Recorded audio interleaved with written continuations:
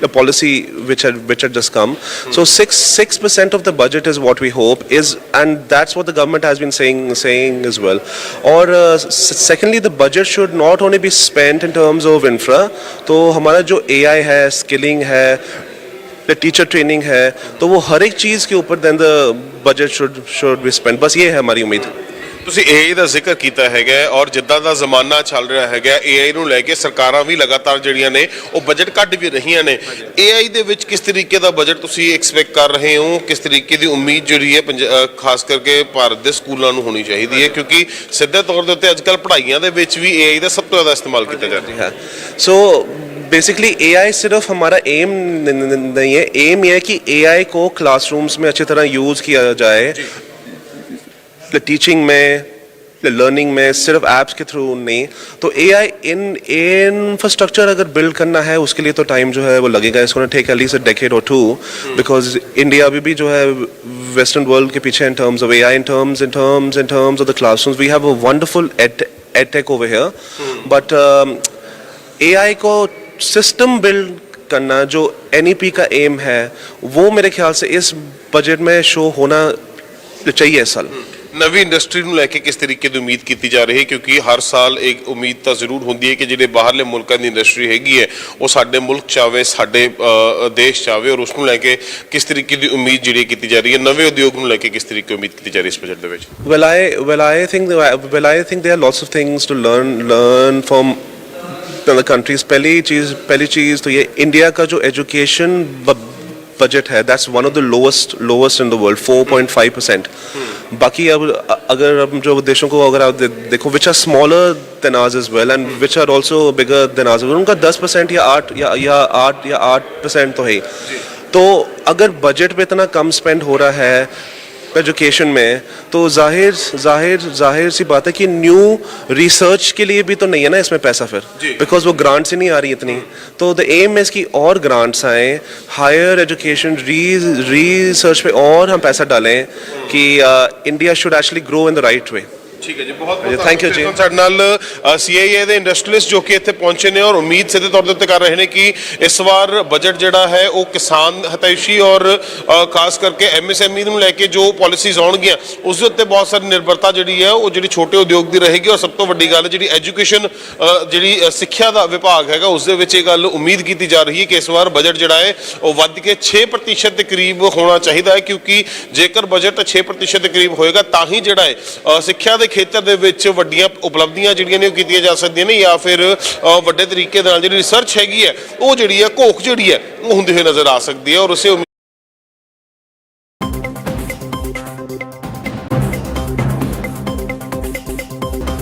जो सबसे बड़ी बात है कि पहली बार प्रधानमंत्री जी ने शपथ लिया था, उसके पहले इस देश के युवाओं को यकीन दिलाया था कि 2 करोड़ नौकरी हर साल देंगे. तो 24 करोड़ नौकरियों का हिसाब चाहिए. 12 साल सरकार के पूरे होने जा रहे हैं. रोजगार देने के वादे का क्या हुआ? किसान के फसल का दाम दोगुना करने के वादे का क्या हुआ? ये सवाल सरकार से पूछना चाहते हैं कि जो काला धन लाने का आपने वादा किया था उसका क्या हुआ? जो आज विदेशों में भारत का पैसा लूट के, बैंकों का पैसा लूट के जो लोग बैठे हैं उनका क्या हुआ? इन सारे सवालों का जवाब आपको देना चाहिए. महंगाई का जो इस वक्त सवाल है उसके बारे में आपको बताना चाहिए कि कैसे आप इस बजट के जरिए महंगाई को कम करने का काम करेंगे. और टैक्स सिस्टम कभी आप टैक्स बढ़ाते हैं, कभी एकाएक घटाते हैं. मतलब देश की अर्थव्यवस्था को पूरी तरीके से सरकार ने चौपट करने का काम किया है और वो कैसे पटरी पे आएगी वो देखते हैं आज क्या आता है बजट में. सर, GST 6.2 रोबोस्ट रिकवरी कही की गई है, तो क्या कहेंगे आप? देखिए, सबसे बड़ी बात यह है कि इस देश के लोगों को आप कितना रोजगार दे पा रहे हैं, कितना उनके जेब में पैसा जा रहा है, कितना उनके पास बचत हो रही है, कितना उनको महंगाई से राहत मिल रही है, उस दिशा में तो कुछ है नहीं. एजुकेशन में आप नगण्य खर्च करते हैं, हेल्थ के ऊपर आप नगण्य खर्च करते हैं. तो जो इस देश को विकसित भारत कैसे बनेगा? जब शिक्षित भारत होगा तभी तो विकसित भारत होगा. स्वस्थ भारत होगा तभी तो विकसित भारत होगा. शिक्षा और स्वास्थ्य पे हर साल बजट में रोना रोते हैं, ये आप देखिएगा इस बार क्या होगा। फाइल पे सरकार ने सारे दावे। देखिए, ये तो बहुत ही घृणित बात है कि एक ऐसा घिनौना व्यक्ति जिसके बारे में तमाम वीडियोज और साक्ष्य आए, वो दावा कर रहा है भारत के प्रधानमंत्री को लेके कि वो अमेरिका के प्रधानमंत्री के अमेरिका के राष्ट्रपति के सामने नाचे, और फिर आगे उसमें लिख रहा है कि इट वर्क्स। क्या है ये सब? क्या है ये? आज जिस एप्स्टीन फाइल के ऊपर पूरी दुनिया में हड़कंप मचा हुआ है, भारत के प्रधानमंत्री को उस पर जवाब देना चाहिए। हर दिन अमेरिका से आपके बारे में कोई न कोई खबर आती है, वो आपको निर्देश जारी कर रहा है कि अब इंडिया जो है वो वेनेजुएला से तेल खरीदेगा। तो अजीब हालत बना रखी है दुनिया के सबसे बड़े लोकतंत्र के प्रधानमंत्री ने। कहीं आके कुछ बोलते नहीं, कहीं अपनी सफाई में कुछ कहते नहीं। देखिए, एक ऐतिहासिक बजट होगा और विकसित भारत का एक रिफॉर्म एक्सप्रेस, प्राइम मिनिस्टर का रिफॉर्म एक्सप्रेस बहुत तेजी से आगे बढ़ेगा। और भारत का बजट को आज के दिन में विश्व देखता है, पूरा देखता है कि भारत का बजट में क्या होगा। तो सब हम लोग अच्छा से उम्मीद के साथ आज बजट सुनेंगे।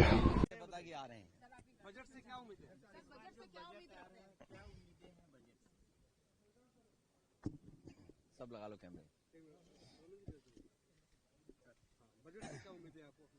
भाजपा की सरकार से उम्मीद नहीं, उनके बजट से क्या उम्मीद होगी? और अभी तक के जो बजट बने हैं, जो देखने को लगता है 1/20 लोगों के लिए बजट है। इसका मतलब यह हुआ कि 5% लोगों के लिए बजट बनाया जाता है। बजट के माध्यम से भाजपा अपने लोगों को सेट करती है, उनको मुनाफा कैसे हो, उनकी तरक्की कैसे हो। अच्छा बजट वही होता है जिससे गरीब की तरक्की हो, खुशहाली हो और उनके चेहरे पर मुस्कान आए। और बीजेपी को अपने घोषणा पत्र पढ़ने चाहिए और देखने चाहिए कि कितने स्मार्ट सिटी बने हैं। वो स्मार्ट सिटी जो दावा करता था कि सॉलिड वेस्ट मैनेजमेंट में सबसे अच्छा काम किया है, सबसे ज्यादा अवार्ड मिले हैं, वहीं पर खराब पानी पीने से लोगों की जान चली गई। अंतर्राष्ट्रीय प्लेटफॉर्म जहां पर दुनिया के लोग अपनी अच्छाई बताने आते हैं, अपने देश की क्या अच्छाई है वो बताने आते हैं, वहां पर हमारी सरकार के लोगों को ये फेस करना पड़ा कि यहाँ की हवा खराब है, जिसकी वजह से निवेश नहीं आ सकता है।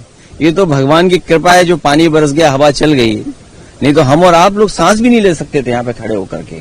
सोचिए उससे कितना नुकसान हो रहा है, कितने लोगों की जान जा रही है, कितने लोगों को इन्फेक्शन हो रहा है। तो इसके लिए क्या किया? आप कह रहे खाद्यान्न में हम यहां पहुंच गए, वहां पहुंच गए, लेकिन किसान क्या उसकी आय दोगुनी हो गई इस महंगाई में?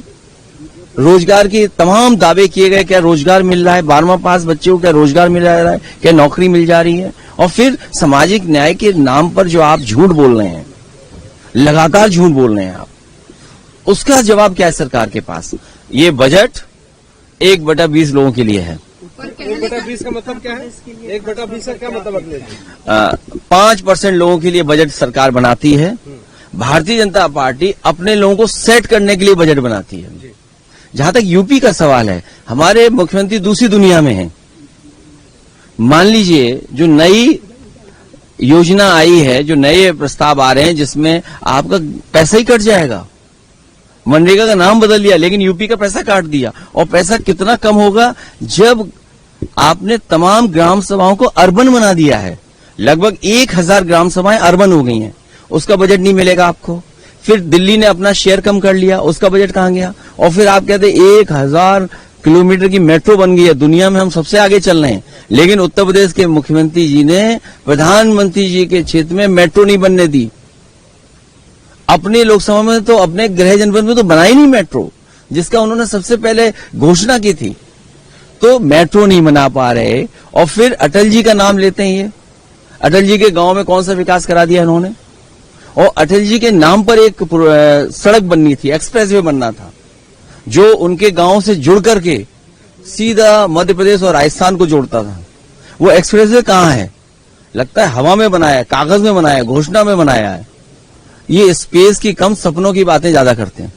रिफॉर्म बजट कहा जा रहा है, जो यूनियन बजट होगा अपने रिफॉर्म बजट कह रहे हैं। अपनी नाकामी छिपाने के लिए ये डिफॉर्म बजट है, ये रिफॉर्म बजट नहीं है, डिफॉर्म बजट है। अपनी नाकामी छिपाने के लिए ये शब्द नए नए लाते हैं बीजेपी के लोग। जांच होनी चाहिए ना, जो ऐसी मृत्यु हुई है, कथित रूप से सुसाइड किया है, कौन उसमें इन्वॉल्व थे, तो सरकार को छुपाने की कोशिश नहीं करनी चाहिए। एक ओपन, ट्रांसपेरेंट, पारदर्शी जांच हो और जो भी उसमें दोषी पाया जाए, प्रमाण पाया जाए, उस पर कार्रवाई करनी चाहिए।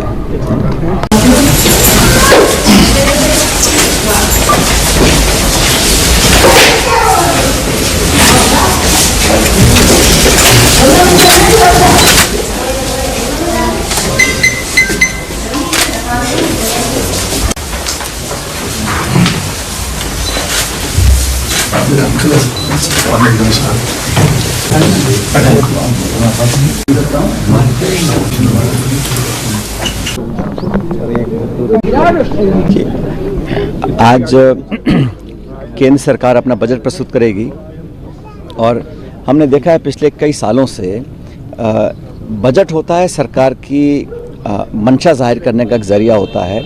ये खाता नहीं है गुना भाग का, और कई सालों से लगातार सत्ता में रहने के बावजूद भी मुझे लगता है कि भारतीय जनता पार्टी की सरकार है, उसने अपना ध्यान केंद्रित किया हुआ उन मुद्दों पर जो धरातल पर बहुत प्रभावी नहीं है।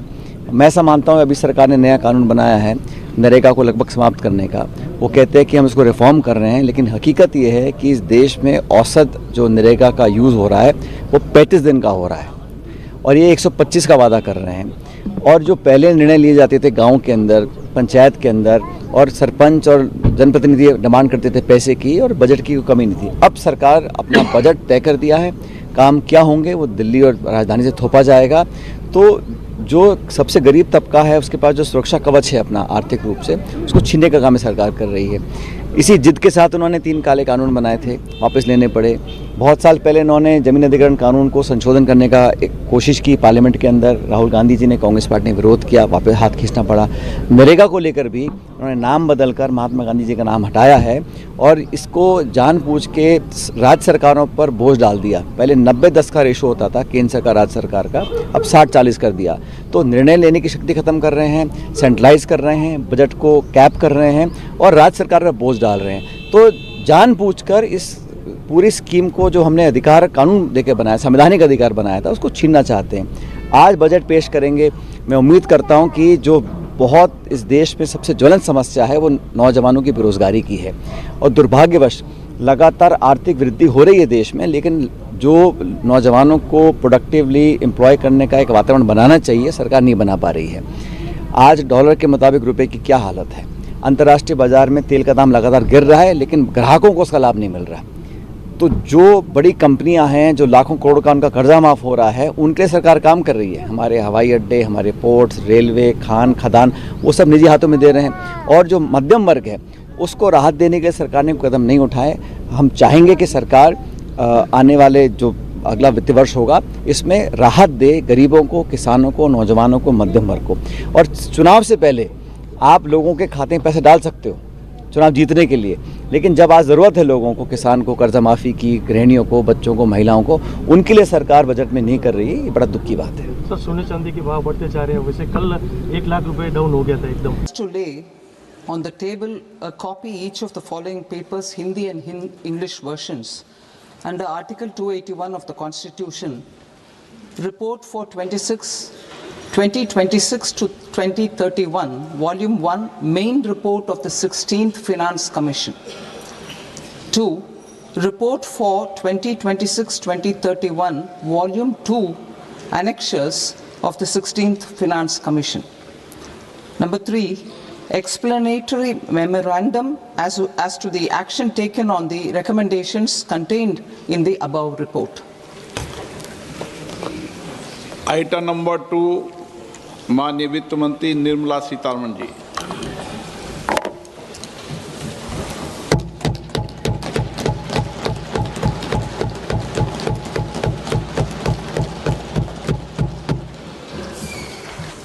Honorable Speaker, sir, on the sacred occasion of Magh Purnima and the birth anniversary of Guru Ravidas, I present the budget for the year 2026-2027. Since we assumed office 12 years ago, India's economic trajectory has been marked by stability, fiscal discipline, sustained growth, and moderate inflation.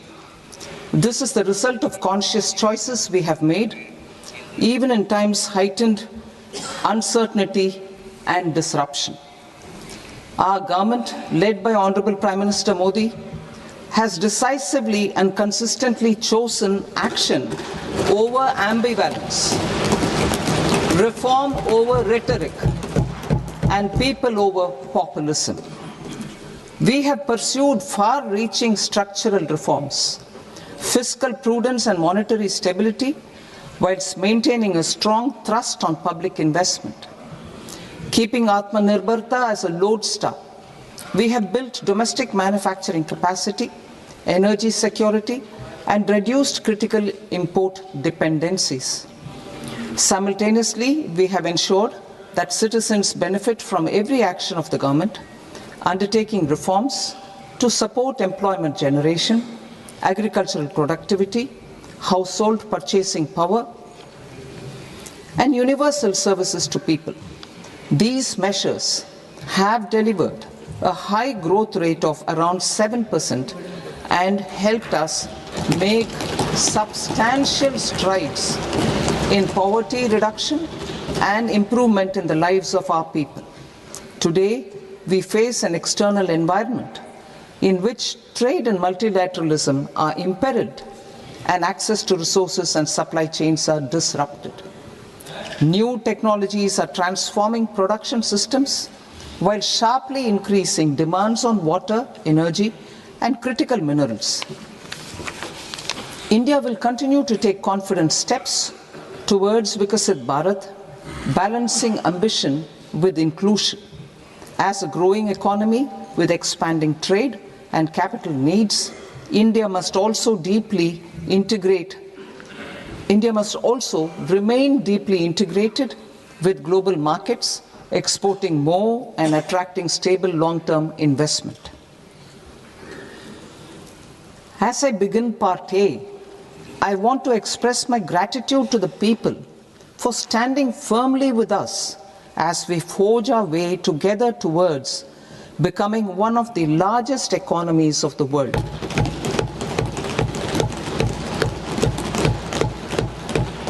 Our aim is to transform aspiration into achievement and potential into performance as we ensure that the dividends of growth reach every farmer, the scheduled caste, the scheduled tribes, the nomads, the youth, the poor, and the women.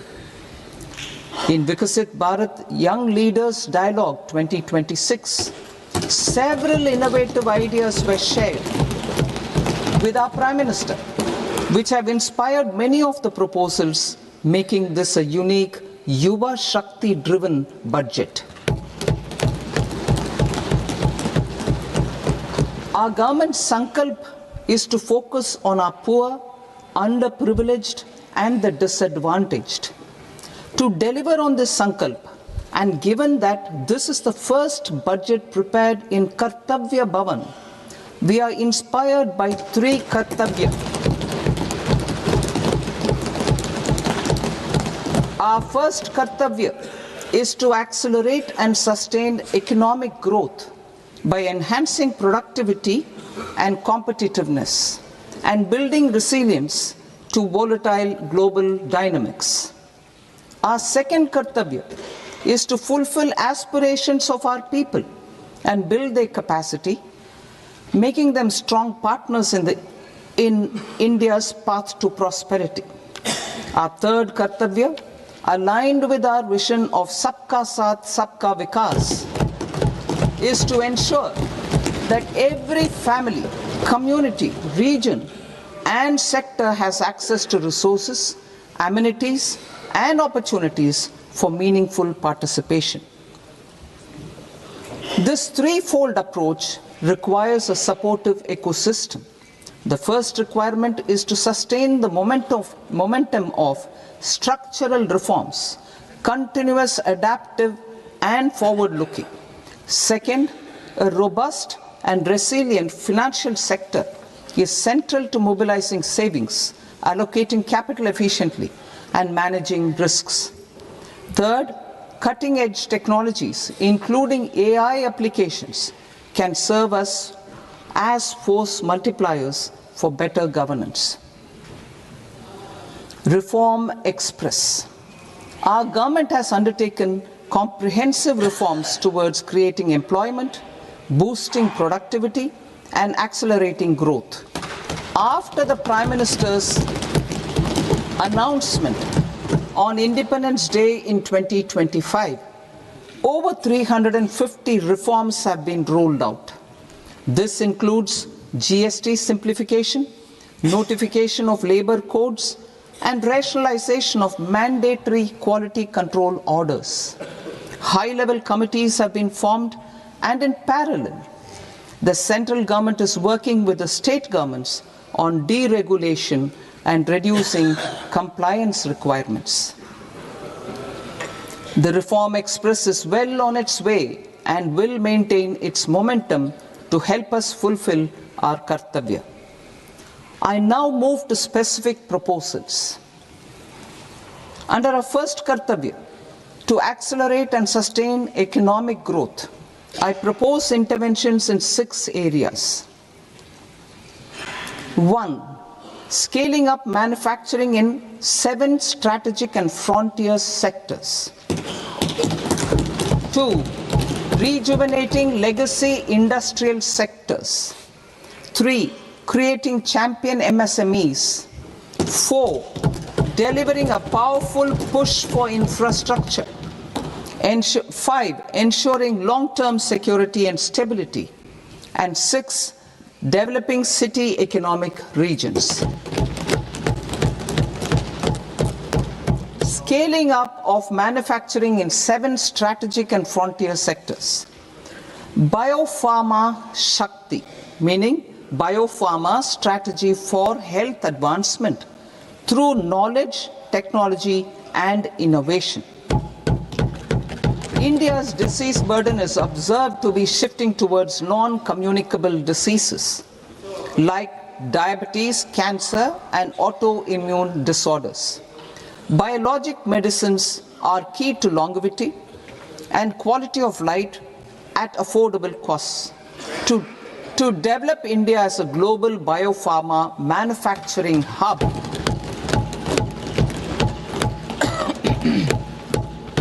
I propose the Biopharma Shakti with an outlay of 10,000 crores over the next 5 years. This will build the ecosystem for domestic production of biologics and biosimilars. The strategy will include a biopharma-focused network with 3 new national institutes of pharmaceutical education and research, popularly known as NIPERs, and upgrading 7 existing ones. It will also create a network of 1,000 accredited India clinical trials sites. We propose to strengthen the Central Drug Standard Control Organization to meet global standards and approve timeframes through approval timeframes through a dedicated scientific review cadre and specialists. India's Semiconductor Mission 1.0 expanded India's semiconductor sector capabilities. Building on this, we will launch ISM 2.0 to produce equipment and materials, design full-stack Indian IP, and fortify supply chains. We will also focus on industry-led research and training centers to develop technology and skilled workforce.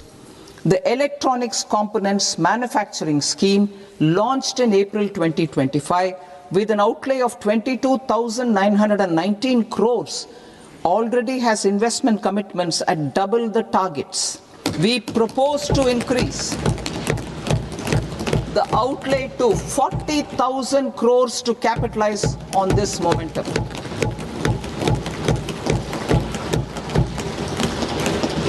A scheme for rare earth permanent magnets was launched in 2025 November. We now propose to support the mineral-rich states of Odisha, Kerala, Andhra Pradesh and Tamil Nadu to establish dedicated rare earth corridors to promote mining, processing, research and manufacturing. To enhance domestic chemical production and reduction import dependency and reduce import dependency, we will launch a scheme to support states in establishing 3 dedicated chemical parks through challenge route on a cluster-based plug-and-play model. Strong capital goods.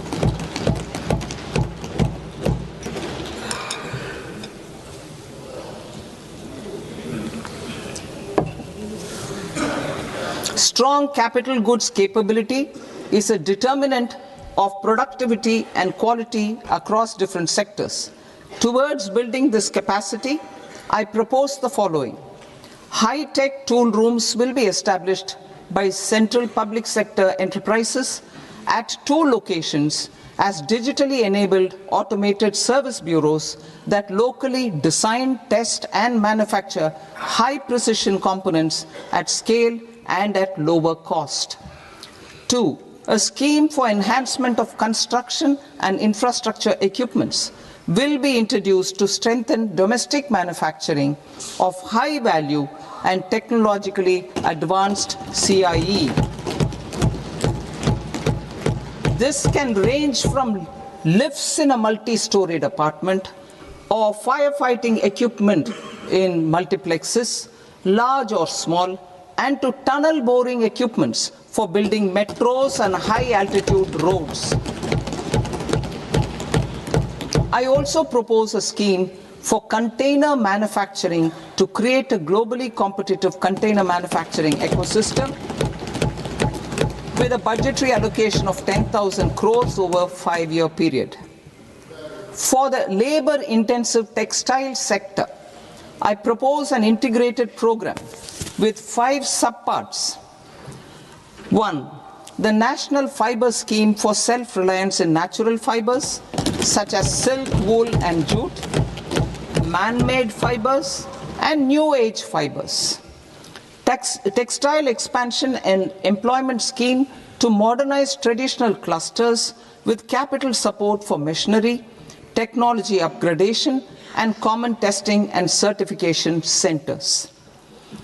3. The National Handloom and Handicraft Program to integrate and strengthen existing schemes and ensure targeted support for weavers and artisans.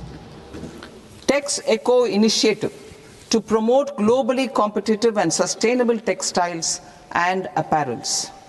Samarth 2.0 to modernize the upgrade the textile skilling ecosystem through collaboration with industry and academic institutions. Further, I propose to set up mega textile parks in challenge mode. They can also focus on bringing value addition to technical textiles. I propose to launch the Mahatma Gandhi Gram Swaraj initiative to strengthen khadi, handloom and handicrafts. This will help in global market linkage and branding. It will streamline and support training, skilling, quality of process and production. This will benefit our weavers, village industries, one district, one product ODOP initiative and also our rural youth. India has the potential to emerge as a global hub for high quality, affordable sports goods. I propose a dedicated initiative for sports goods that will promote manufacturing, research and innovation in equipment design as well as material sciences. Rejuvenation of legacy industrial clusters. I propose to introduce a scheme to revive 200 legacy industrial clusters to improve their cost competitiveness and efficiency through infrastructure and technology upgradation. Creating champion SMEs and supporting micro enterprises. Recognizing MSMEs as a vital engine of growth, I propose a three-pronged approach to help them grow as champions. Equity support. I propose to introduce a dedicated 10,000 crores SME growth fund to create future champions, incentivizing enterprises based on select criteria. I also propose to top up the Self-Reliant India Fund set up in 2021 with 2,000 crores to continue support to micro enterprises and maintain their access to risk capital. Liquidity support. With TREDS, more than 7 lakh crore has been made available to MSMEs. To leverage its full potential, I propose 4 measures. 1.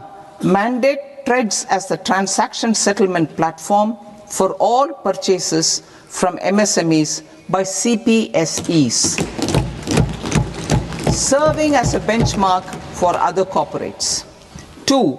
Introduce a credit guarantee support mechanism through CGT MSE for invoice discounting on TREDS platform. 3. Link GEM with TREDS for sharing information with financiers about government purchases from MSMEs, encouraging cheaper and quicker financing. 4. Introduce TREDS receivables as asset-backed securities, helping develop a secondary market, enhancing liquidity and settlement of transactions. Professional support. Government will facilitate professional institutions such as the ICAI, ICSI, ICMAI to design short-term modular courses and practical tools to develop a cadre of corporate mitras, especially in Tier 2 and Tier 3 towns. These accredited para-professionals will help MSMEs meet compliance requirements at affordable costs. Infrastructure. During this past decade, our government has undertaken several initiatives for large-scale enhancement of public infrastructure, including through new financing instruments such as Infrastructure Investment Trust (InvITs) and Real Estate Investment Trust (REITs), and institutions like NIIF and NABFID. We shall continue to focus on developing infrastructure in cities with over 5 lakh population, that is Tier 2, Tier 3 cities, which have expanded to become growth centers.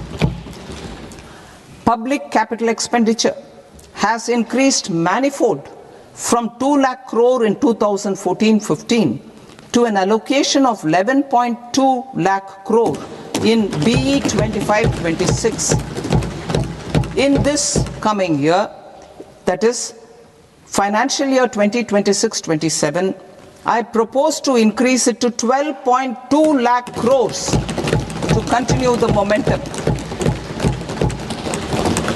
To strengthen the confidence of private developers regarding risks during infrastructure development and construction phase, I propose to set up an infrastructure risk guarantee fund to provide prudentially calibrated partial credit guarantee to lenders. Over the years, REITs have emerged as a successful instrument for asset monetization. I propose to accelerate recycling of significant real estate assets of the CPSEs through the setting up of dedicated REITs. To promote environmentally sustainable movement of cargo, I propose to 1. Establish new dedicated freight corridors connecting Dankuni in the east to Surat in the west. Operationalize 20 new national waterways over the next 5 years. Starting with National Waterways 5 in Orissa to connect mineral-rich areas of Talcher and Angul and industrial centers like Kalinga Nagar to the ports of Paradeep and Dhamra. Training institutes will be set up as regional centers of excellence for development of required manpower for these waterways. This will benefit youth in the entire stretch of the waterways to train and acquire skills. Further, a ship repair ecosystem catering to inland waterways will also be set up at Varanasi and Patna. And C, launch a coastal cargo promotion scheme for incentivizing a modal shift from rail to road to increase the share of inland waterways and coastal shipping from 6% to 12% by 2047. To enhance last mile and remote connectivity and promote tourism, I propose to give incentives to indigenize manufacturing of seaplanes. A seaplane VGF scheme will be also introduced to provide support for operations. Carbon capture, utilization and storage. Aligning with the roadmap launched in December 2025, the carbon capture, utilization and storage technologies at scale will achieve higher readiness and in end-use application across 5 industrial sectors, including power, steel, cement, refineries, and chemicals. An outlay of 20,000 crore is proposed over the next 5 years for this purpose. City economic regions. Cities are India's engines of growth, innovation, and opportunities. We shall now focus on Tier 2, Tier 3 cities, and even temple towns, which need modern infrastructure and basic amenities. This budget aims to further amplify the potential of cities to deliver the economic power of agglomerations by mapping city economic regions based on their specific growth drivers. An allocation of 5,000 crore per CER over 5 years is proposed for implementing their plans through a challenge mode with a reform-cum-result-based financing mechanism. In order to promote environmentally sustainable passenger systems, we will develop 7 high-speed rail corridors between cities as growth connectors, namely Mumbai to Pune, Pune to Hyderabad, Hyderabad to Bengaluru, Hyderabad to Chennai, Chennai to Bengaluru, Delhi to Varanasi, Varanasi to Siliguri.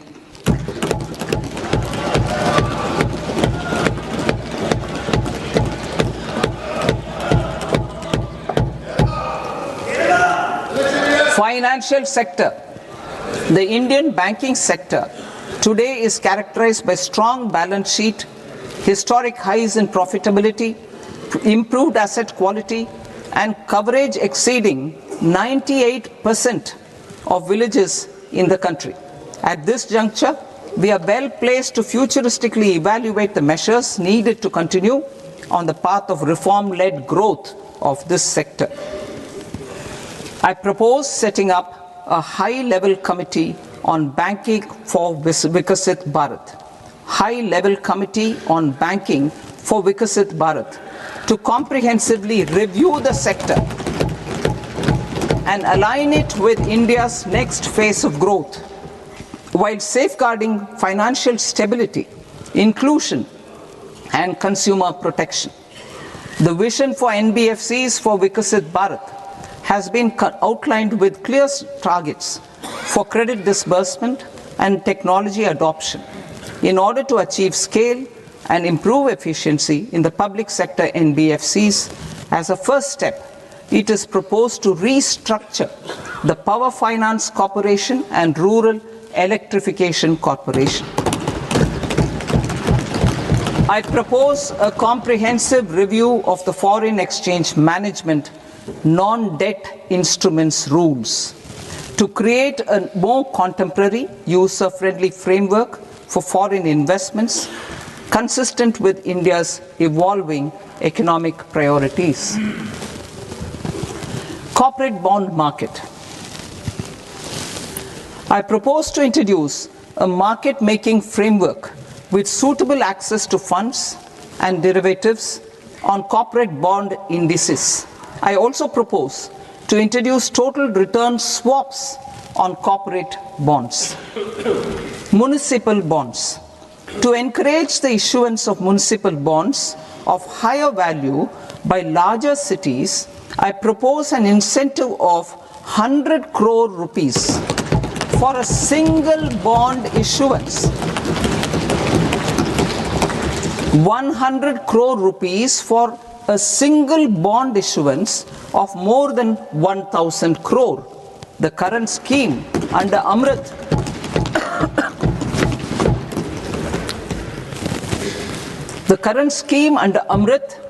which incentivizes issuances up to 200 crores only, will also continue to support smaller and medium towns. That will also continue to support the smaller and medium towns.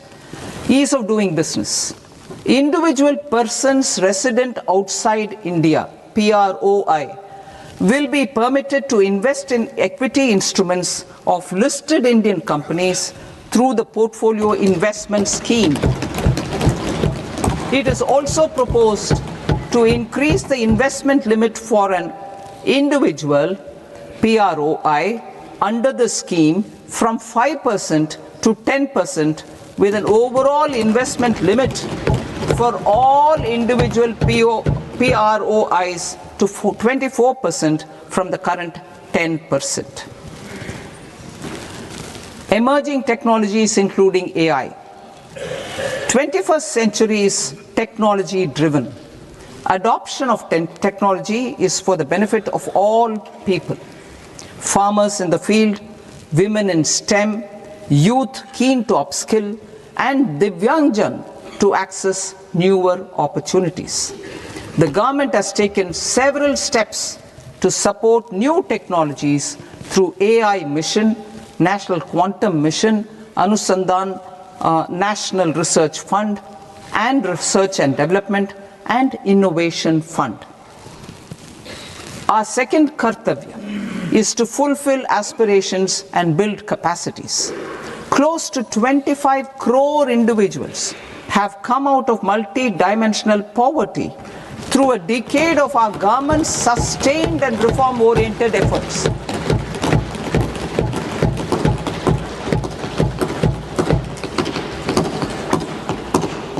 Our government has therefore decided to place a renewed emphasis on the service sector to provide a pathway to fulfilling aspirations of a youthful India with the following measures.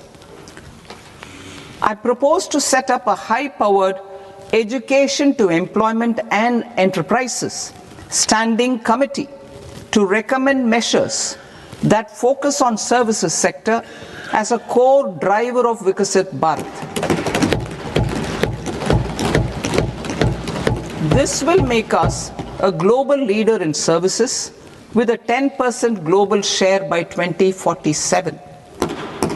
The committee will prioritize areas to optimize the potential for growth, employment, and exports.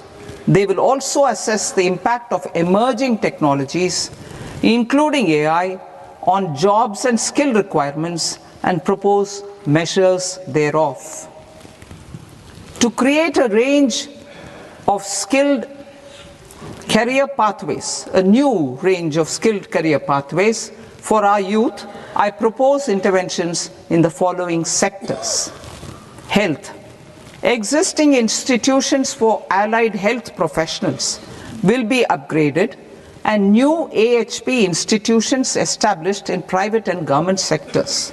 This will cover 10 selected disciplines, including optometry, radiology, anesthesia, OT technology, applied psychology and behavioral health, and add 1 lakh AHPs over the next 5 years.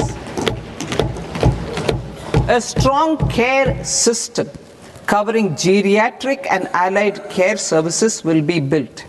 A variety of NSQF aligned programs will be developed to train multi-skilled caregivers, combining core care and allied skills such as wellness, yoga, and operation of medical assistive devices.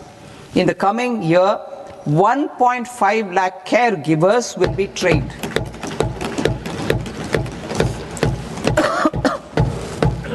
Hubs for medical value tourism.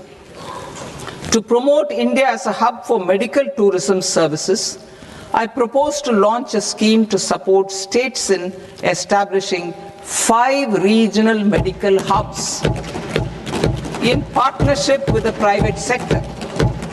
These hubs will serve as integrated healthcare complexes that combine medical, educational and research facilities. They will have Ayush centers, medical value tourism facilitation centers, and infrastructure for diagnostics, post-care and rehabilitation. These hubs will provide diverse opportunities, job opportunities for health professionals, including doctors and AHPs. Ancient Indian yoga, already respected in several parts of the world, was given a mass global recognition when Honorable Prime Minister took it to the UN. Post-COVID, Ayurveda gained a similar global acceptance and recognition. Exporting quality Ayurveda products helps farmers who grow the herbs and youth who process the products. To meet growing global demand, a few more steps are being taken. I propose to 1. Set up 3 new All India Institutes of Ayurveda. 2. Upgrade Ayush pharmacies and drug testing labs for higher standards of certification ecosystem and make available more skilled personnel. 3. Upgrade the WHO Global Traditional Medicine Center in Jamnagar to bolster evidence-based research, training and awareness for traditional medicine. Animal husbandry. Livestock contributes to close to 16% of farm income, including of poor and marginal households. To scale up availability of veterinary professionals by more than 20,000, I propose to roll out a loan-linked capital subsidy support scheme for establishment of veterinary and para-veterinary colleges, veterinary hospitals, diagnostic laboratories, and breeding facilities in private sector. Collaboration between Indian and foreign institutions will also be facilitated. Orange economy. India's animation, visual effects, gaming and comics sector, AVGC sector, is a growing industry projected to require 2 million professionals by 2030. I propose to support the Indian Institute of Creative Technologies, Mumbai, in setting up AVGC content creator labs in 15,000 secondary schools all over the country and 500 colleges. The Indian design industry is expanding rapidly, and yet there is a shortage of Indian designers. I propose to establish, through Challenge Route, a new National Institute of Design to boost design education and development in the eastern region of India. Education. Our government will support states through challenge route in creating 5 university townships in the vicinity of major industrial and logistics corridors. These planned academic zones will host multiple universities, colleges and research institutions, skill centers and residential complexes. In higher education, STEM institutions, prolonged hours of study and laboratory work pose some challenges for girl students. Through VGF, Viability Gap Funding and capital support, one girls' hostel will be established in every district.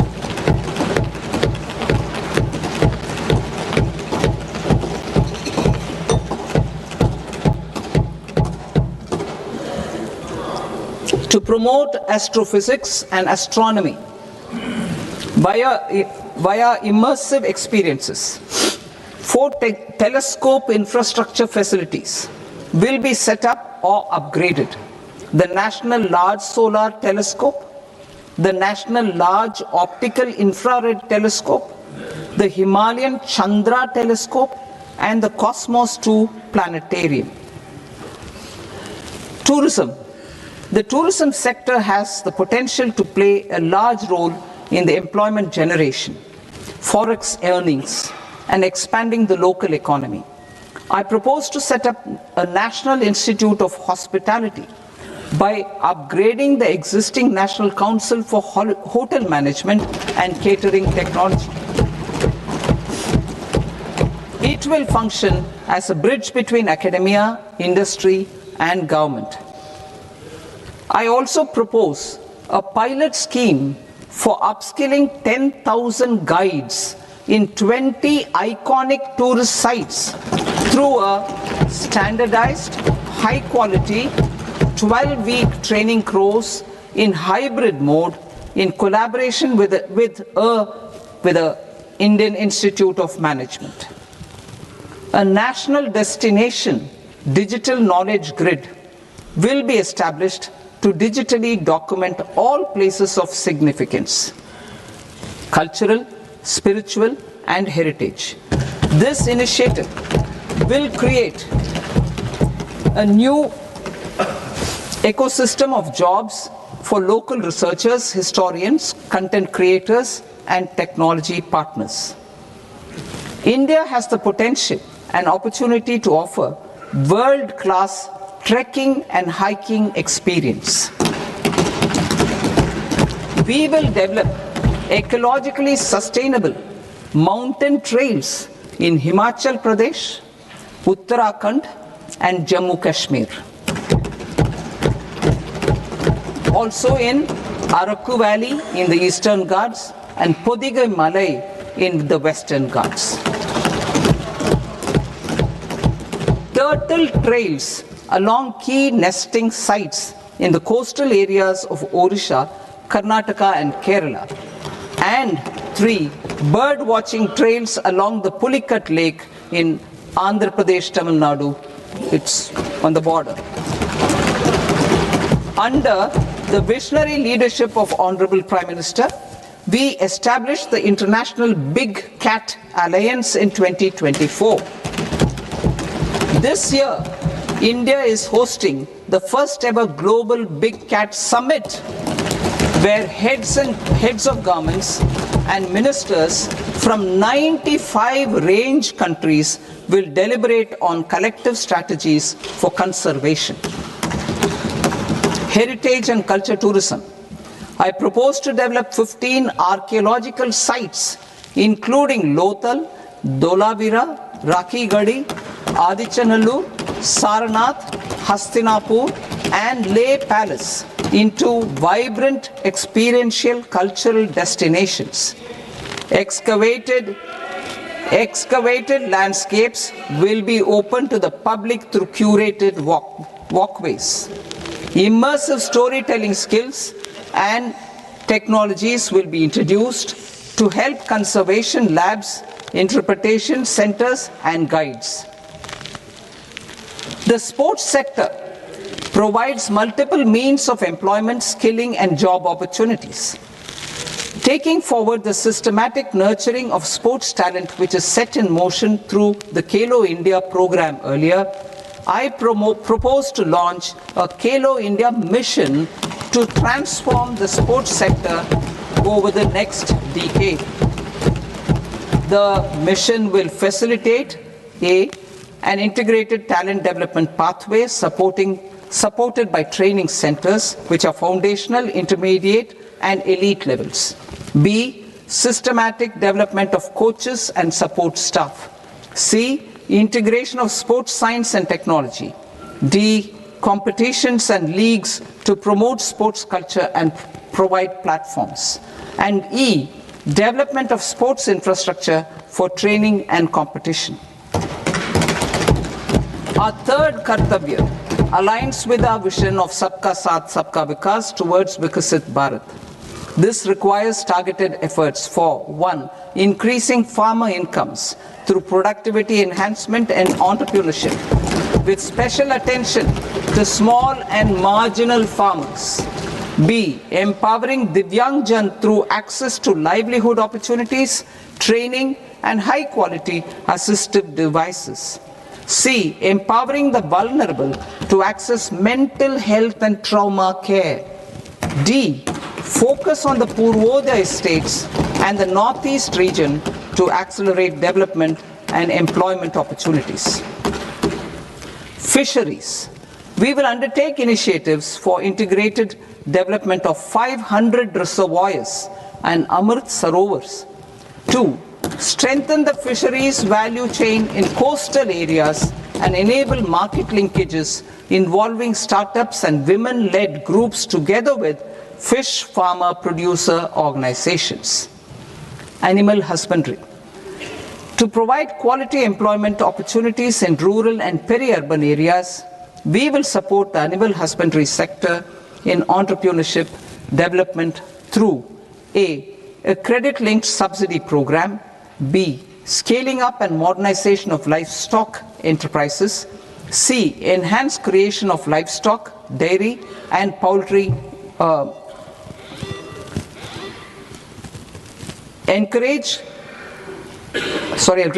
enhanced creation of livestock, dairy, and poultry-focused integrated value chains, and D, encourage creation of livestock farmer-producer organizations. High-value agriculture. To diversify farm outputs, increase productivity, enhance farmers' incomes, and create new employment opportunities, we will support high-value crops such as coconut, sandalwood, cocoa, cashew in the coastal areas, agar trees in northeast, and nuts such as almonds, walnuts, and pine nuts in our hilly regions. These, all of them, will be supported. India is the world's largest producer of coconuts. About 30 million people, including nearly 10 million farmers, depend on coconuts for their livelihood. To further enhance competitiveness in coconut production, I propose a coconut promotion scheme to increase production and enhance productivity through various interventions, including replacing and non-productive trees with new saplings or plants or varieties in major coconut growing states.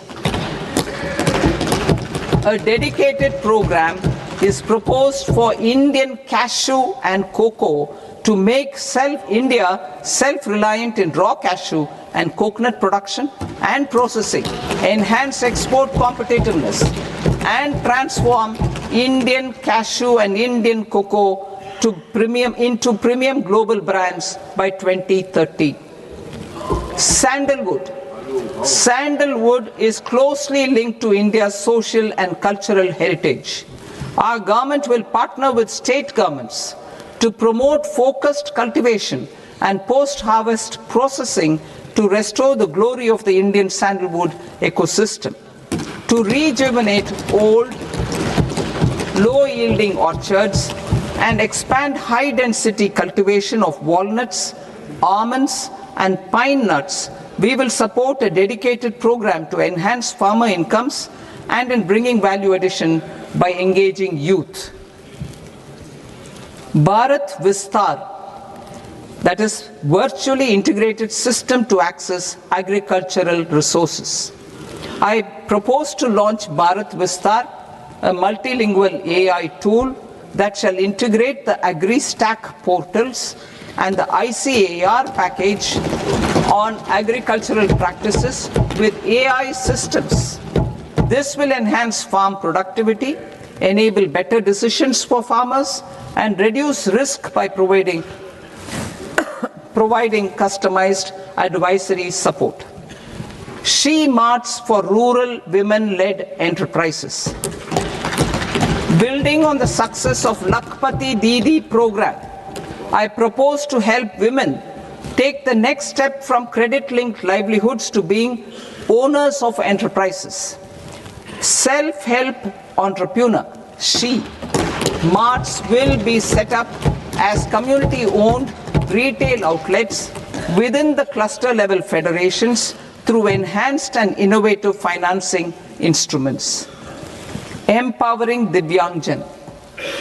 Divyangjan Kaushal Yojana. Information technology, AVGC sectors, hospitality and food and beverages sectors often offer task-oriented and process-driven roles which are suitable for Divyangjan.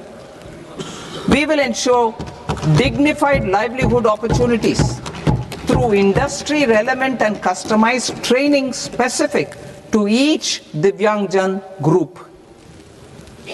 Divyang Sahara Yojana. Timely access to high-quality assistive devices for all eligible Divyangjan is a fundamental need.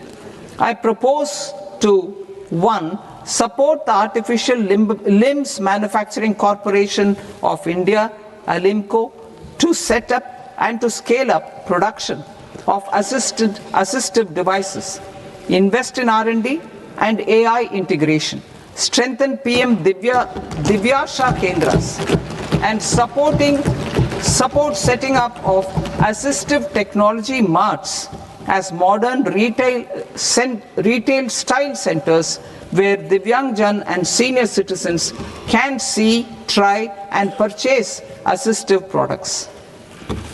Reaffirming our commitment to mental health and trauma care. There are no national institutes for mental health care in North India. We will therefore set up a NIMHANS 2 and also upgrade national mental health institutes in Ranchi and in Tezpur as regional apex institutions. Emergencies expose families, particularly the poor and vulnerable, to unexpected expenditure. We will strengthen and increase these capacities by 50% in district hospitals by establishing emergency and trauma care centers. Focus on Purvodaya states and northeastern regions. Purvodaya. I propose the development of an integrated East Coast industrial corridor with a well-connected node at Durgapur, creation of 5 tourism destinations in 5 Purvodaya states, and the provision of 4,000 e-buses. Buddhist sites in northeastern region. The northeastern region is a civilizational confluence of Theravada and Mahayana or Vajrayana traditions. I propose to launch a scheme for development of Buddhist circuits in Arunachal Pradesh, Sikkim, Assam, Manipur, Mizoram and Tripura. The scheme will cover preservation of temples and monasteries, pilgrimage interpretation centers, connectivity and pilgrim amenities. 16th Finance Commission. On 17th November 2025, the 16th Finance Commission submitted its report to the President. As mandated under Article 281 of the Constitution, The government is to lay the report along with the explanatory memorandum on the action taken report on the recommendations of the Commission in Parliament, which, Sir, Honourable Speaker, you've allowed me to do at the commencement of this session. The government has accepted the recommendation of the Commission to retain the vertical share of devolution at 41%. As recommended by the Commission, I have provided 1.4 lakh crores of rupees to the states for the year 2026-2027 as Finance Commission grants. These include rural and urban local body and disaster management grants. Fiscal consolidation. Government has been delivering on our fiscal commitments consistently without compromising on social needs. To strive towards accepted standards of fiscal management in Budget 25-26, I had indicated that the central government would target reaching a debt to GDP ratio of 50 plus or minus 1% by 2030-31. In line with this, the debt to GDP ratio is estimated to be 55.6% of GDP in BE 26-27, compared to 56.1% of GDP in RE 25-26.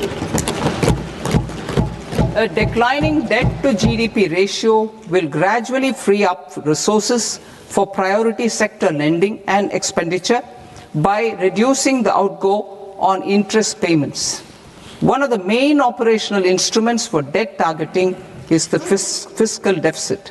I am happy to inform this august House that I fulfilled my commitment made in 2021-2022 to reduce fiscal deficit below 4.5% of GDP by 25-26.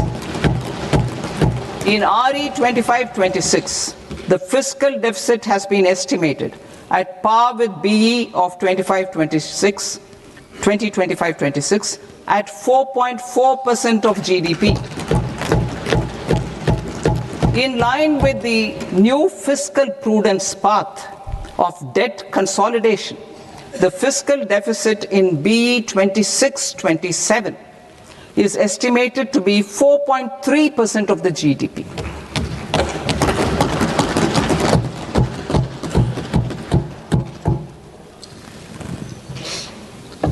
The revised estimates of the non-debt receipts are 34 lakh crore rupees, of which the centre's net tax receipts are 26.7 lakh crore.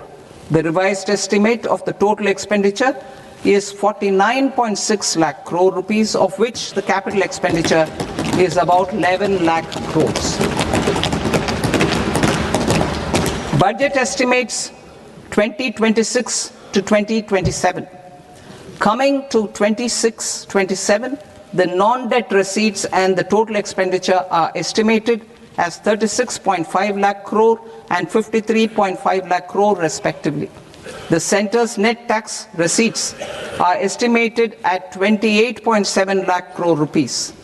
To finance the fiscal deficit, the net market borrowings from dated securities are estimated at 11.7 lakh crore rupees. The balance financing is expected to come from small savings and other sources. The gross market borrowings are estimated at 17.2 lakh crore rupees. I'll now move to Part B. Part B, direct taxes.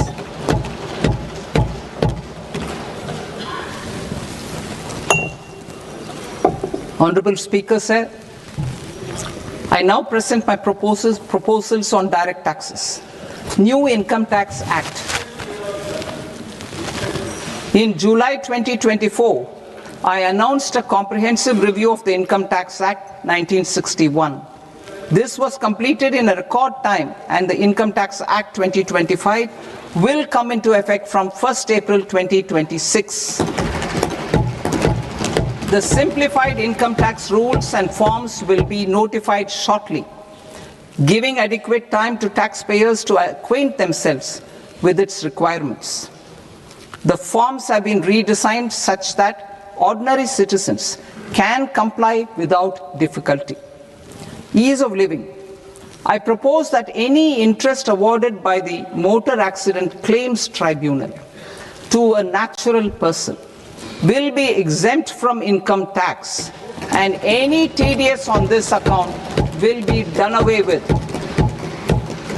I propose to reduce TCS rate on the sale of overseas tour program package from the current 5% and 20% to 2% without any stipulation of amount. I propose to reduce TCS rate for pursuing education and for medical purposes under the Liberalized Remittance Scheme, popularly known as LRS, from 5% to 2%. Supply of manpower services is proposed to be specifically brought within the ambit of payment to contractors for the purpose of TDS to avoid ambiguity. Thus, TDS on these services will be at the rate of either 1% or 2% only. I propose a scheme for small taxpayers wherein a rule-based automated process will enable obtaining a lower or nil deduction certificate instead of filing an application with the assessing officer. For the ease of taxpayer holding securities in multiple companies, I propose to enable depositories to accept Form 15G or Form 15H from the investor and provide it directly to various relevant companies. I propose to extend time available for revising returns from 31st December to up to 31st March with the payment of a nominal fee.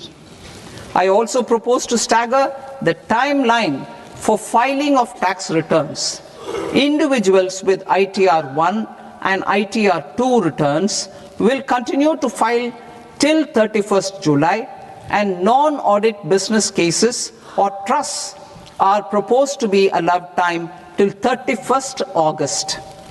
TDS on sale of immovable property by a non-resident is proposed to be deducted and deposited through resident buyers and his or her PAN-based challan instead of requiring a TAN, which is a temporary accounting number.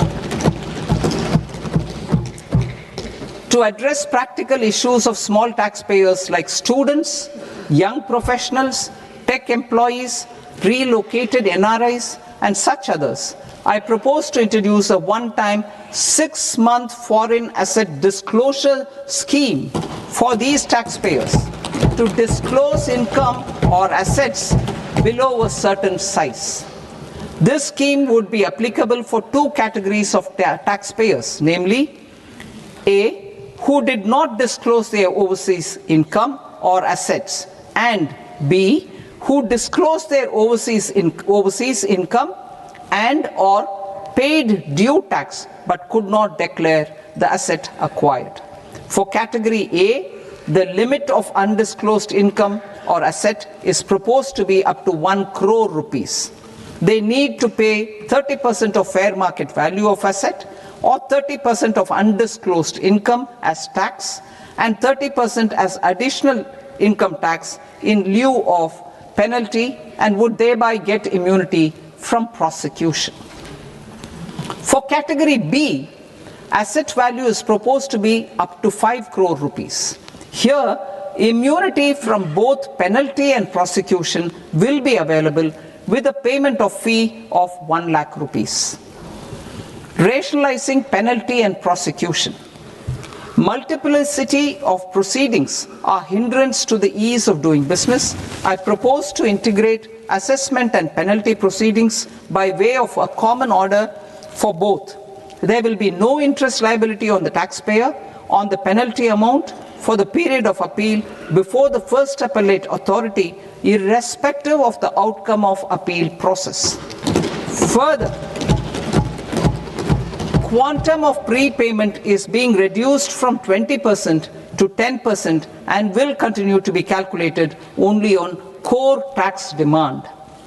As an additional measure for reducing litigation, I propose to allow taxpayers to update their returns even after reassessment proceedings have been initiated, and an additional 10% tax rate over and above the rate applicable for the relevant year. The assessing officer will then use only this updated return in his proceedings. There is already a framework for immunity from penalty and prosecution in the cases of underreporting. I propose to apply this framework for immunity to misreporting too.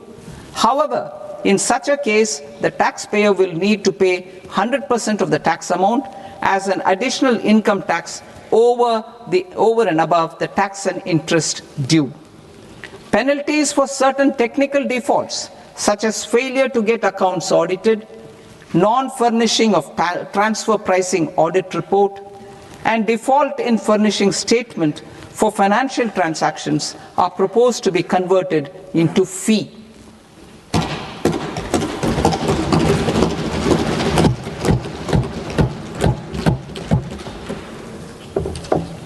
I propose to rationalize prosecution framework under Income Tax Act while maintaining a careful balance for deterrence in some serious offence. Non-production of books of account and documents and requirement of TDS payment where payment is made in kind are being decriminalized. Further, minor offences will attract fine only. The remaining prosecutions will be graded commensurate with the quantum of offence. They will entail only simple imprisonment with maximum imprisonment reduced to 2 years and power to courts to convert even those into fines. There is no penalty. There is no penalty presently for non-disclosure of non-immovable foreign assets with aggregate value less than 20 lakh rupees. I propose to also provide them with immunity from prosecution with retrospective effect from 1/10/2024.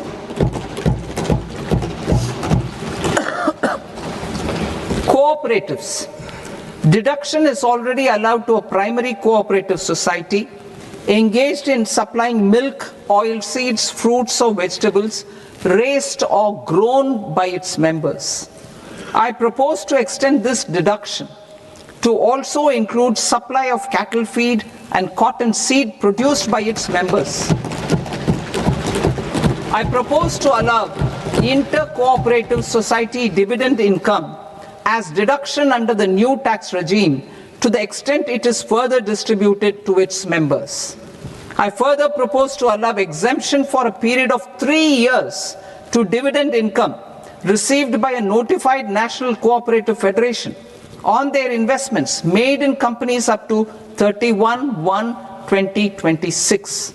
This exemption would be allowed only for dividends further distributed to its member cooperatives. Supporting IT sector as India's growth engine. India is a global leader in software development services, IT-enabled services, knowledge process outsourcing services, and contract R&D services relating to software development. These businesses and their segments are quite interconnected with each other. All these services are proposed to be clubbed under a single category of information technology services with a common safe harbor margin of 15.5% applicable to all. The threshold for availing safe harbor for IT services is being enhanced substantially from 300 crore rupees to 2,000 crore rupees. Safe harbor for IT services shall be approved by an automated rule-driven process without any need for tax officer to examine and accept the application. Once applied by an IT services company, the same safe harbor can be continued for a period of 5 years at a stretch at its choice. For IT services companies who want to conclude advanced pricing agreement, APA, I propose to fast-track unilateral APA process for IT services and endeavour to conclude it within a period of 2 years. The period of 2 years can be extended by a further period of 6 months on taxpayers' request. I propose to extend the facility of modified returns available to the entity entering APA to its associated entities also. Attracting global business and investment. Recognizing the need to enable critical infrastructure and boost investment in data centers, I propose to provide tax holiday till 2047 to any foreign company that provides cloud services to customers globally by using data center services from India. It will, however, need to provide services to Indian customers through an Indian reseller entity. I also propose to provide a safe harbor of 15% on cost in case the company providing data center services from India is a related entity. To harness the efficiency of just-in-time logistics for electronic manufacturing, I propose to provide safe harbor to non-residents for component warehousing in a bonded warehouse at a profit margin of 2% of the invoice value. The resultant tax of about 0.7% will be much lower than in competing jurisdictions. To provide fillip to toll manufacturing in India, I propose to provide exemption from income tax for 5 years to any non-resident who provides capital goods, equipment or tooling to any toll manufacturer in a bonded zone. To encourage vast pool of global talent to work in India for a longer period of time, I propose to provide exemption to global, non-India sourced income of a non-resident expert for a stay period of 5 years under notified schemes. I propose to provide exemption from minimum alternate tax, the MAT, to all non-residents who pay tax on presumptive basis. Tax administration. I propose to constitute a joint committee of Ministry of Corporate Affairs and Central Board of Direct Taxes for incorporating the requirements of income computation and disclosure standards, the ICDS, in the Indian Accounting Standards Ind AS itself. Separate accounting requirement based on ICDS will be done away with from the tax year 27-28. To support Prime Minister Modi's vision of homegrown accounting and advisory firms to become global leaders, I propose to rationalize the definition of accountant for the purposes of safe harbor rules. Other tax proposals.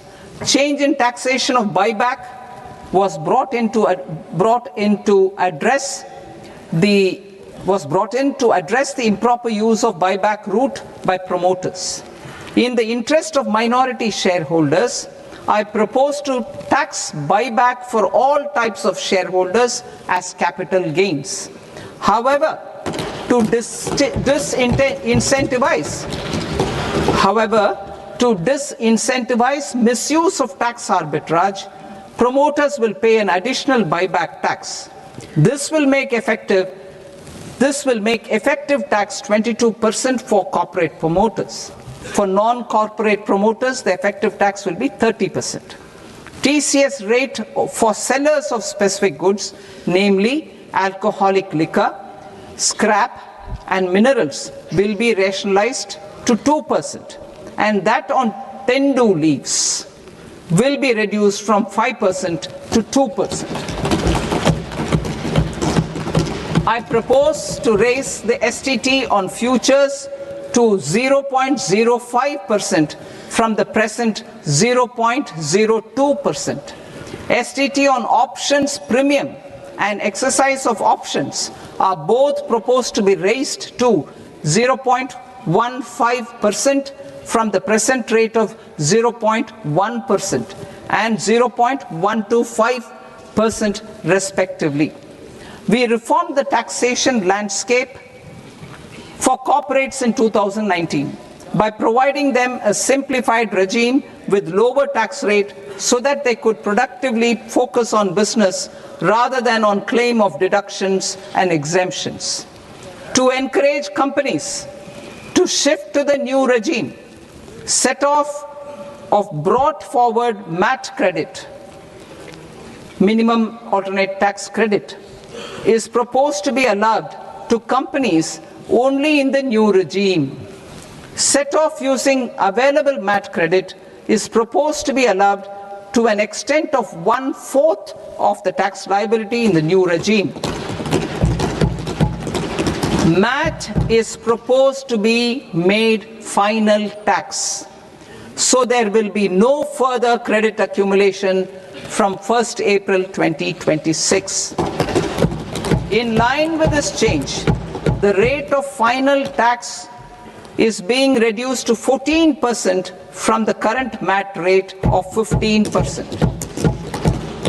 The brought forward MAT credit of taxpayers accumulated till 30th March 2026 will continue to be available to them for set off as above. Indirect taxes. I shall now take up proposals related to indirect taxes. My proposals for customs and central excise aim to further simplify the tariff structure, support domestic manufacturing, promote export competitiveness, and correct inversion in duty. To continue weeding out long continuing customs duty exemptions, I propose to remove certain exemptions on items which are being manufactured in India or where the imports are negligible.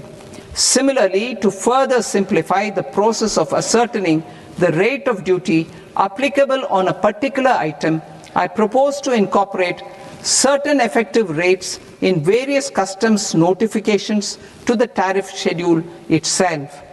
I shall now take up sector-specific proposals.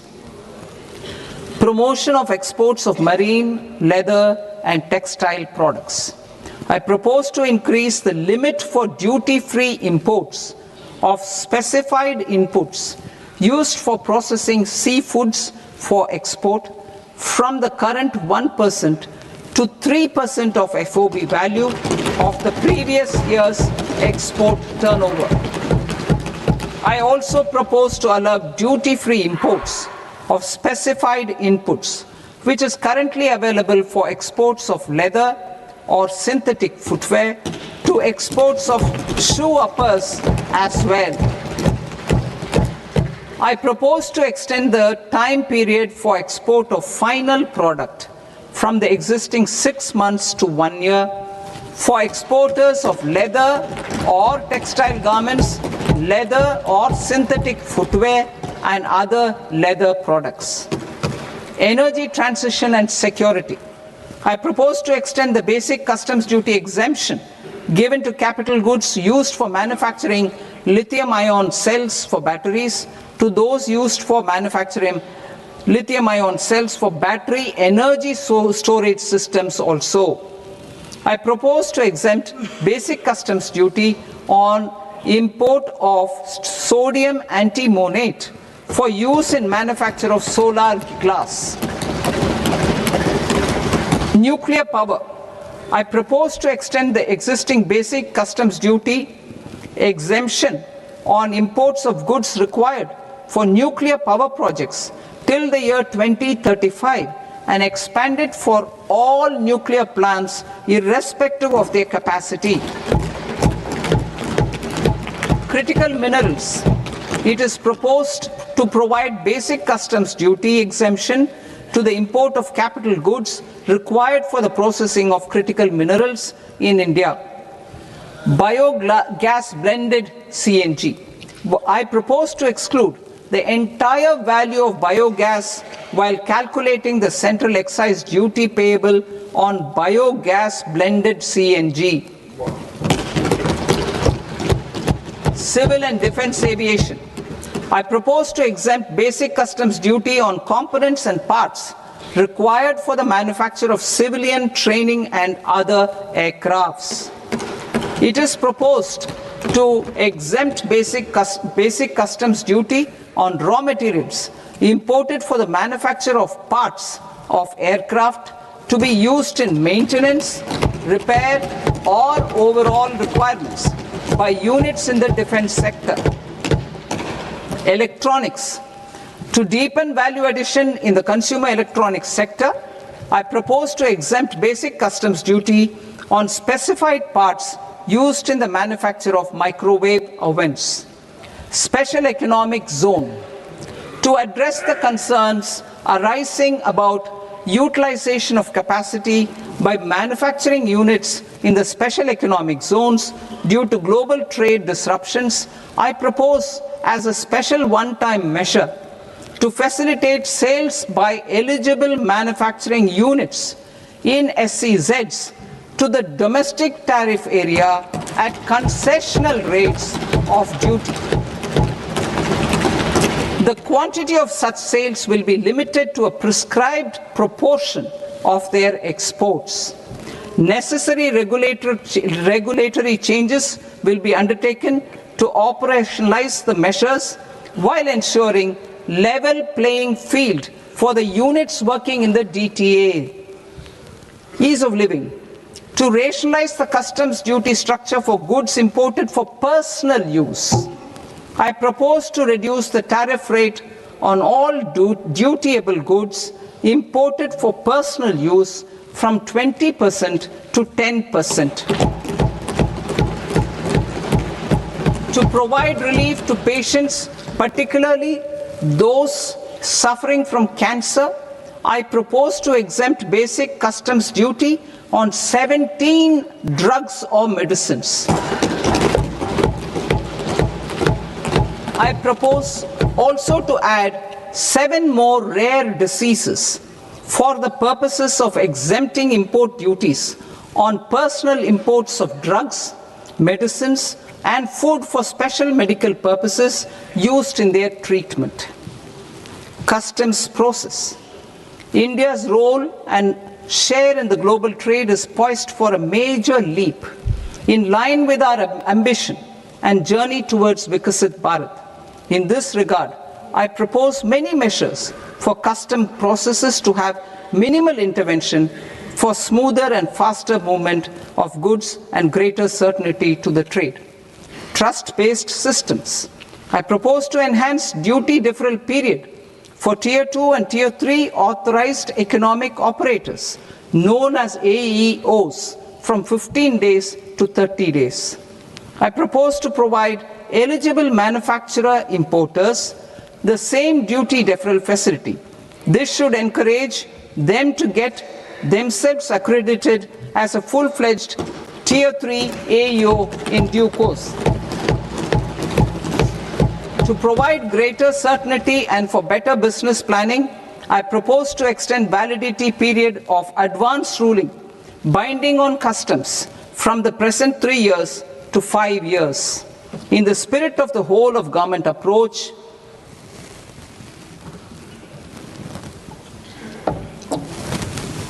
government agencies will be encouraged to leverage AEO accreditation for preferential treatment in clearing their cargo. Regular importers with trusted long-standing supply chains will be recognized in the risk system so that the need for verification of their cargo every time can be minimized. Export cargo using electronic sealing. Export cargo using electronic sealing will be provided through clearance from the factory premises to the ship. For import of goods not needing any compliance, filing of bill of entry by a trusted importer and arrival of goods will automatically notify customs for completing their clearance formalities. This will enable goods to be released immediately on arrival. The customs warehouse framework will be transformed into a warehouse operator-centric system with a self-declarations, electronic tracking, and risk-based audit. These reforms will move away from the current system of officer-dependent approvals and reduce transaction delays and compliance costs. Ease of doing business. Approvals required for cargo clearance from various government agencies will be seamlessly processed through a single and interconnected digital window by the end of the financial year. Processes involved in clearance of food, drugs, plant and animal and wildlife products, accounting for about 70% of interdicted cargo, will be operationalized on this system by April 2026 itself. For goods not having any compliance requirement, clearance will be done by customs immediately after online registration is completed by the importer, subject to the payment of duty. Customs integrated system will be rolled out in 2 years as a single integrated and scalable platform for all customs processes. Utilization of non-intrusive scanning with advanced imaging and AI technology for risk assessment will be expanded in a phased manner with the objective to scan every container across all the major ports. New export opportunities to support Indian fishermen to fully harness the economic value of marine resources beyond our territorial waters. The following measures will be taken. A. Fish catch by an Indian fishing vessel in exclusive economic zone or on the high seas will be made free of duty. Landing of such fish on foreign port will be treated as export of goods. Safeguards will be put in place to prevent misuse during fish catch, transit or transshipment. To support aspirations of India's small businesses, artisans and startups to access global markets through e-commerce, I am pleased to announce complete removal of the current value cap of 10 lakh rupees per consignment on courier exports. In addition, handling of rejected and returned consignments will be improved with effective use of technology for identifying such consignments.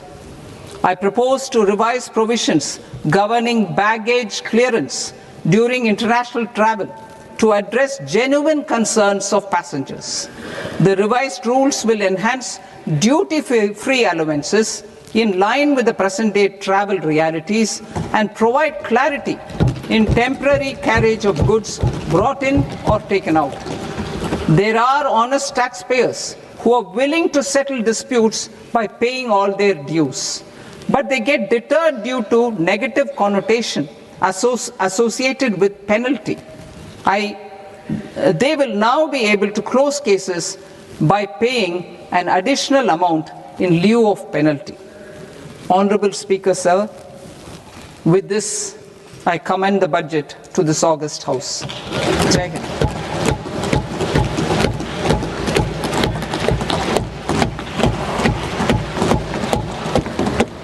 One and a half hours.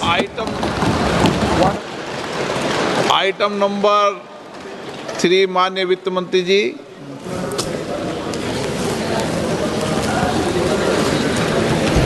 Item number 2, sir. 3. Sir, with your permission, I rise to lay on the table of the following statements under Section 3, 1 of the Fiscal Responsibility and Budget Management Act of 2003. Medium-term fiscal policy cum fiscal policy strategy statement and macroeconomic framework statement. Item number 4 माननीय वित्त मंत्री जी। Sir, with your permission, I move for leave to introduce the Finance Bill 2026. प्रश्न ये कि विधेयक को पुनर्स्थापित करने की अनुमति प्रदान की जाए। जो सदस्य इस पक्ष में हाँ गए, जो सदस्य विरोध में ना गए, मेरे विचार में निर्णय हाँ वालों के पक्ष में हाँ वालों के पक्ष में अनुमति प्रदान की जाती है। माननीय मंत्री जी अब विधेयक पुनर्स्थापित करें। Sir, I introduce the bill.